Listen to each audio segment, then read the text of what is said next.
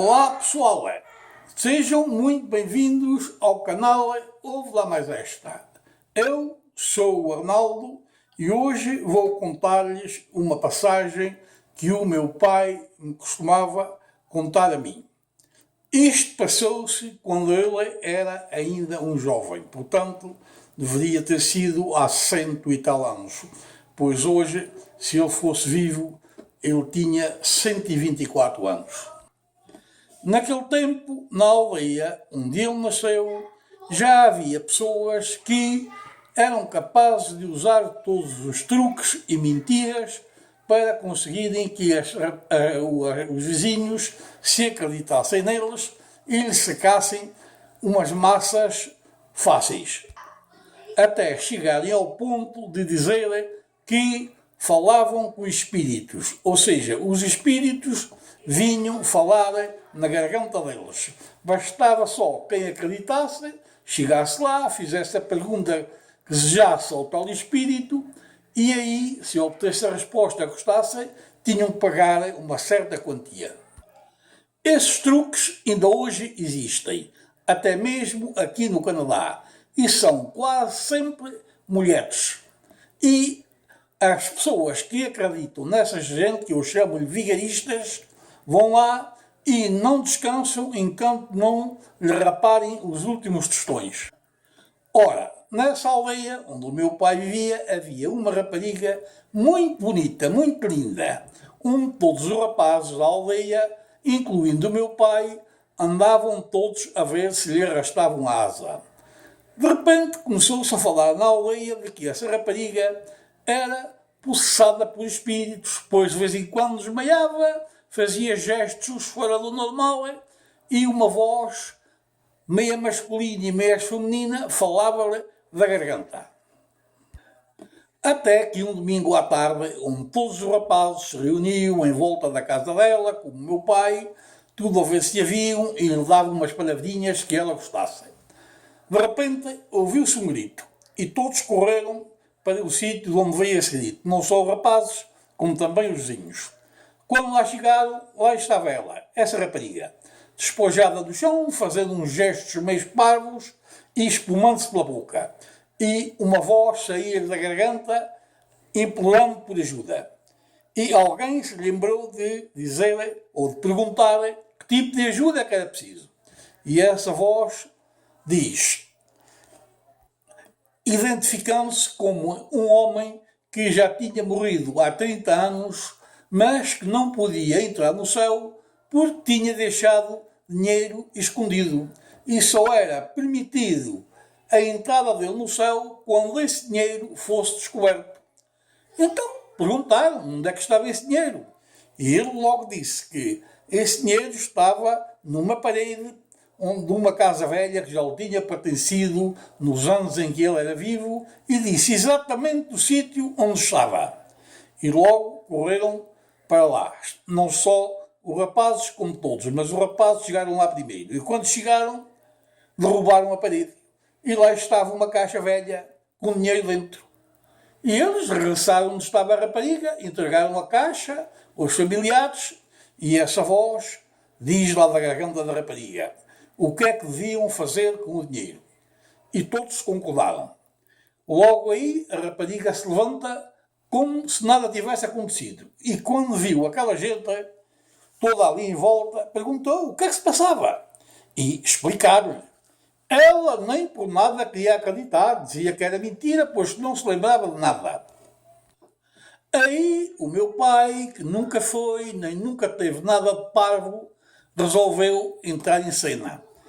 E pergunta se podia agarrar na caixa com o dinheiro, mas tinha que sair à frente de toda a gente. E concordaram. O meu pai agarrou na caixa, tirou algum dinheiro lá dentro e pôs-se a ler a data em que o dinheiro tinha sido feito. Pois todo esse dinheiro não tinha mais que 10 anos velho. E aí o meu pai pergunta se algum daqueles que estava ali lhe podia explicar como é que uma pessoa que morreu há 30 anos tinha acesso a dinheiro que só foi feito 20 anos depois.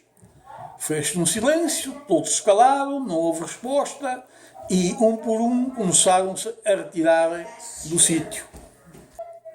A rapariga e os familiares, quando viram que tinham sido desmascarados, foram para dentro de casa e fecharam a porta. Daí em diante, os rapazes que tentavam seduzir a rapariga deixaram de ser cada vez menos. E pouco a pouco a rapariga viu-se sem nenhum pretendente. Aí as culpas caíram em cima do meu pai. Depois, mais anos depois, quando o meu pai contava isto, e não só esta, como também outras passagens das aventuras da vida dele, eu ouvia e sentia-me muito orgulhoso do meu pai e tentei sempre seguir-lhe os exemplos. Mais tarde, aqui no Canadá, a minha mãe morreu em Portugal e nós trouxemos o meu pai para aqui. Éramos 7 filhos, ele estava um mês em casa de cada um. Quando ele estava na minha casa, eu tratava de todo o melhor possível. E penso que meus irmãos também faziam o mesmo. Só que ele, naquela altura, coitado, já estava um bocado pesado e velho, e nós estávamos sempre com medo que ele esbarrasse na banheira quando ia dar banho e acontecesse alguma desgraça. Então, eu e a minha esposa dámos de banho. Estávamos nu na banheira, a minha esposa lavava-o por trás, das costas, a retaguarda, e eu lavava-o pela frente. Ele, coitado, meio envergonhado, mas viu que era a melhor maneira, aceitava. Até que um dia ele chamou-me: rapazito, chega aqui. Pois era assim que ele me chamava. Até mesmo depois de casado, ele me chamava por rapazito, por eu ser o mais novo.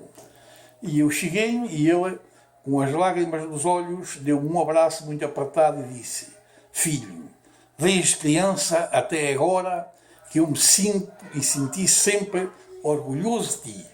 Mas isto que eu te estou a dizer, não contes isso a ninguém, principalmente aos teus irmãos. E eu compreendi o que ele queria dizer, pois ele não queria que os meus irmãos se sentissem inferiorizados ou talvez sentissem alguma coisa que não gostassem. E eu cumpri isso, nunca disse isso a ninguém. Conto agora, porque ele já morreu há uns 40 e tal anos e alguns dos meus irmãos já cá não estão e mesmo que estejam, já não há razão para se sentirem ofendidos.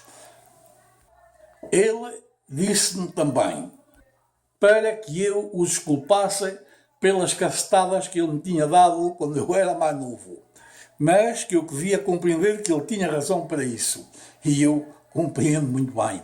Hoje, olhando as cacetadas que ele me deu, não foram muitas, mas chegou bem, mas quase sempre ele teve razão para me dar. Desta idade em que estou, por vezes, ponho-me a recordar o que se passou com meus pais, irmãos, no passado. E nunca me esqueço as conversas que ele tinha comigo. Por vezes ele dizia-me coisas que eu não gostava, mas hoje faz sentido. E, por vezes, quando estamos ao lume, naquela época não havia televisão. E o que acontecia era contar histórias, contos, adivinhas. Ora, isto nos anos 61. Os meus irmãos, já todos os mais velhos, tinham emigrado. Só fiquei eu e a minha irmã, que estava casada ao meu lado, e de vez em quando ia até lá fazer um serão connosco. O meu pai estava deitado numa banca, descansando, fazendo dormia, e eu e a minha irmã tínhamos sempre coisas meias malucas para dizer. Adivinhas, histórias, estávamos sempre com aquilo. E ele, de vez em quando lhe convinha, queria participar também na jogada.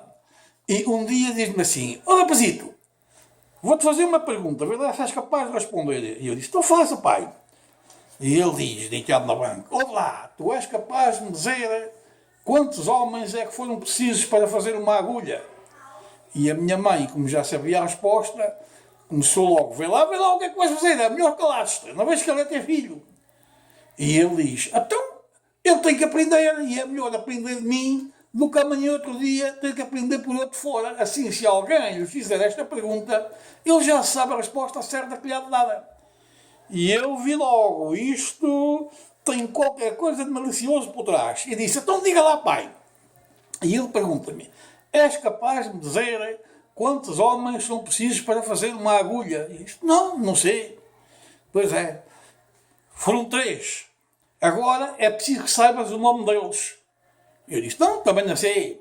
Então ele diz, olha, um chamava-se Elias, o outro Melias e o terceiro Melembres. O Elias fez-lhe a ponta muito agachadinha, o Melias o meio e Melembres e calou-se, não disse mais nada. E, ouvintes, também não lhes vou dizer. Deixo isso para vós, para que sejais vós a descobrirem qual é a última palavra da resposta certa da adivinha. Se, por acaso, descobrirem a resposta certa da adivinha, peço-lhes que não se ofendam comigo, por amor de Deus. Divirtam-se e até à próxima.